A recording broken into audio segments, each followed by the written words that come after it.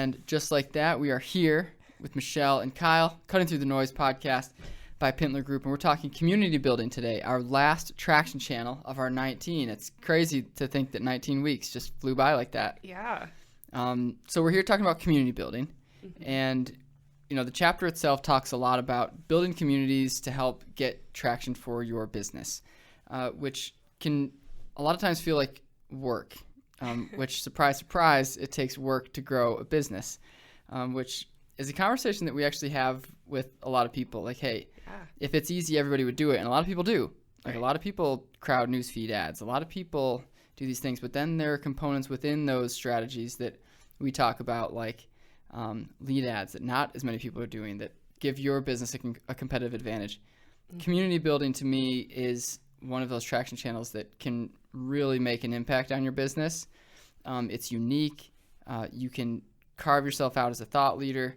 And some examples of community building are things like now, you know, that question site, Quora, or Q-U-A, however you say that. Yeah. I've heard it pronounced different ways. Quora. Yeah, but when you basically ask a question and a community responds. For those who might remember, Yahoo Answers was a similar format. And, you know, people jump on and they respond, and maybe they respond, hey, the best answer to this is actually a business that I help solve, and that can be a little spammy. But also they might just be in the real estate world, and they're like, hey, you have questions about first-time home buying, I'm a realtor, and here's the answers.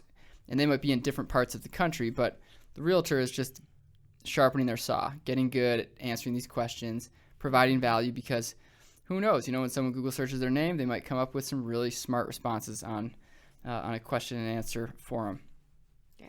Can you, Michelle, talk in your work about communities that you're involved in or that you follow? Yeah. As our digital marketing sort of paid specialist on the team? Yeah.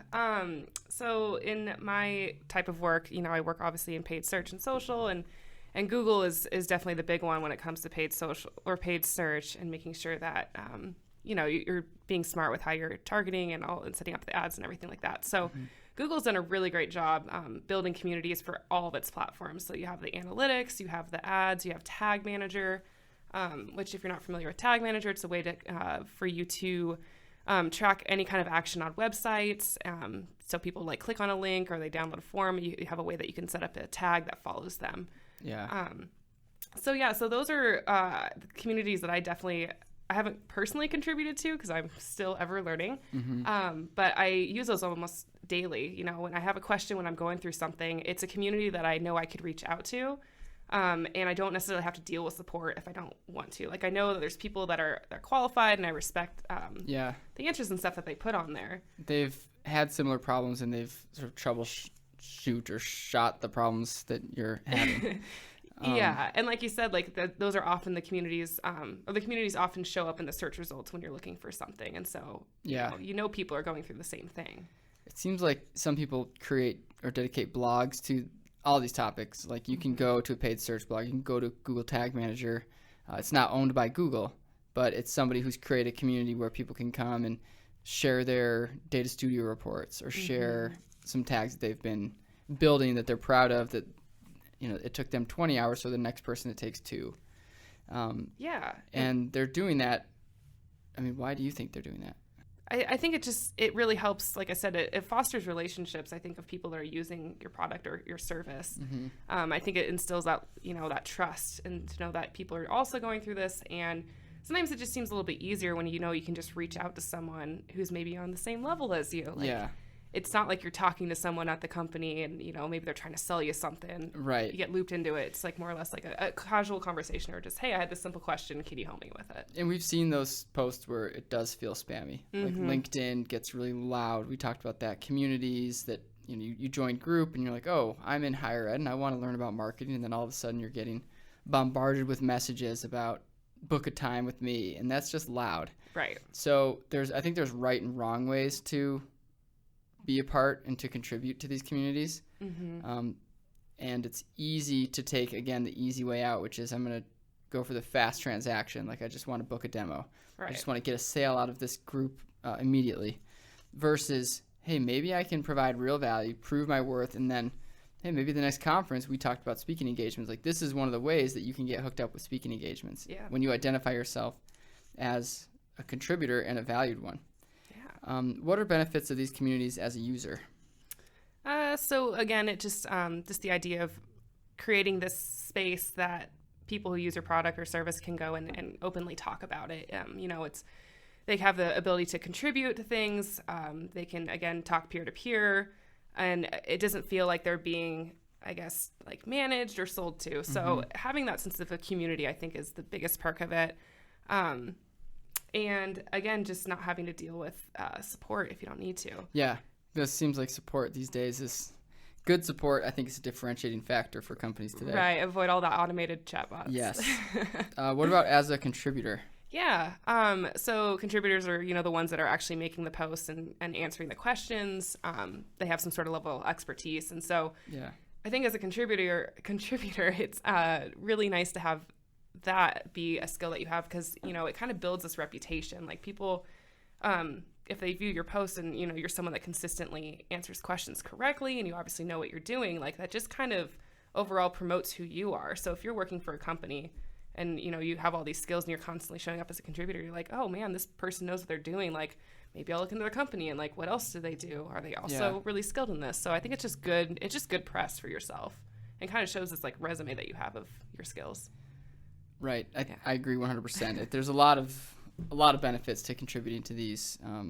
Time is one that's tough to come by as a contributor. If you mentioned, I don't post as much as I like to on these forums, it's because you're managing a lot of campaigns. But finding time, is probably the biggest blocker for contributors. So figuring out, okay, maybe it's an hour a day that I'm going to give back, or an hour a week even, or doing something like this. Talking about, hey, what's working, what isn't. Well, and also another cool thing about contributors too is you can, or at least some of these communities, if you've maybe in your work have come across like a script for Google Ads that you've created yourself, and you're like, I wanted to, do some sort of bidding strategy, and I've manually created the script. If I wanted to, I could share that with the community, and like that's just really cool to see. Again, your work go out there, and it's not like Google owns it, or it's all through their platforms, but it creates that sense of community as well. So. Totally. Yeah. How can these communities encourage growth for startups? Yeah. So why it's good for startups, I think, to build these communities is you really do kind of get like an honest feedback on your product or service. Like, you're creating this like safe space, I guess, if you want to call it, for people to, or who are interested in, like, enjoy what you are giving to the world.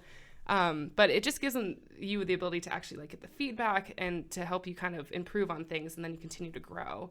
And then it's also just word of mouth, like spreading. If you have people like these evangelists that are someone who are constantly contributing to your community, and like they know everything about your product or service, and people are enjoying their engagements with your company, I guess, that's just another way for them to spread the word of who you are. So from there it could take off. Yeah. What are your thoughts on? I think I agree. I think there's a lot of ways you can use communities to like inform your product, but then are there ways as a startup you can be the hub? I think that's part of community building, is like you're the middle of the wheel. Yeah. And then the spokes come to you, and those spokes could be customers, they could be influencers, they could be connectors, but at the end of the day, like you are the judge and jury of your community. So you set the standards, you set who gets to post. You may want to keep competitors out of your community and remain the key, the sort of the influencer of that group. So well, I know with even Facebook has like Facebook groups now where it's a little bit separate from your pages, and I know you have a little bit of experience with that, but it's kind of cool. Like, you kind of own this space that people can own the talk space. about. Right. Let's talk lastly about some ways that startups can use the relationships made in these communities to help grow their businesses, or to just grow professionally. Yeah. So I already made the point too about the feedback. It's great. It's a great channel for people to openly and honestly tell you about what's going on, and for you to learn from that feedback that they provide. But also just, I think, fostering the relationships, again, directly with your customers. So if people are commenting on things, or they're contributing and they're active in the community, I think it's important for the startup to be also engaged with the customer. So, maybe that's I think we talked about earlier about with like LinkedIn, like the CEO goes in and like someone, a user on LinkedIn will share something about like, oh, this is my new job or something. And the CEO of LinkedIn will be like, hey man, congrats. Like, right. You wouldn't really expect that. Yeah. And there he is. And it's building, like there's a fan for life, right? Somebody exactly. They're going to keep coming back. Be on LinkedIn forever. And yeah, I think that's a really good example and some, just a way for startups to get evangelists instead of just one-offs. You talk about Net Promoter Score a lot, and it's hey, would you recommend this to a friend? And I think an experience like that, you're going to be 10 out of 10 every time. So, yeah, I agree with that.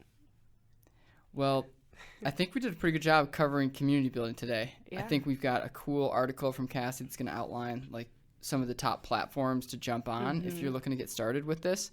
And then Sean is going to put together a video about sort of on those platforms, what that looks like, what to do, what not to do, with some cool screenshots and like a presentation. So we've got community building covered, it seems like. Yeah. So that's the last Cutting Through the Noise Traction Edition. Not Cutting Through the Noise podcast, but 19 channels. 19 channels. Can you believe it, Michelle? It's flown by. It's flown by. So much fun. That's right. So tell your friends, jump on our YouTube page. We're going to throw this on there if you're watching this there. We'll attach some links maybe to the YouTube video and attach some of those articles and videos that we're working on as well. So everyone, enjoy your day. Thanks.